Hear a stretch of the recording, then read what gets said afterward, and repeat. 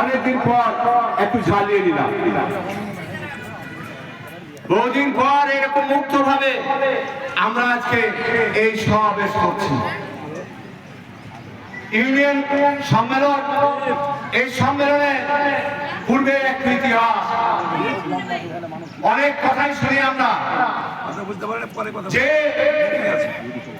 স্বৈরাচার এই দেশ থেকে বিতাড়িত হয়েছে, সেই সরকারকে, সেই আওয়ামী লীগকে, সেই আওয়ামী লীগের দোসররাকে এবং শেখ হাসিনাকে ভারত আশ্রয় দিয়ে আজকে আবার বাংলাদেশে উত্তেজনা সৃষ্টি করতেছে।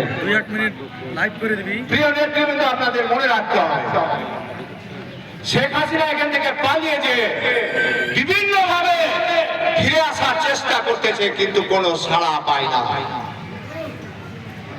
সর্বশেষ হিন্দুদের একটা সংগঠন ইসকনের উপর ভর করে দেশে ফিরতে চেয়েছিল, কিন্তু সেখানেও ব্যর্থ হয়েছে। নাকি সত্য না মিথ্যা? প্রিয় কর্মীবৃন্দ, সর্বশেষ গত বিজয়